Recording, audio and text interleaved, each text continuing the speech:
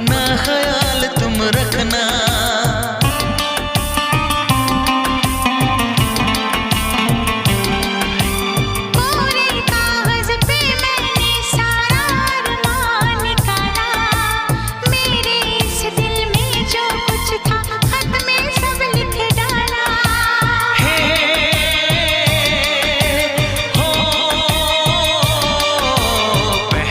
पहली बार शरारत की है, पहली बार शरारत की है, कुछ न समझ में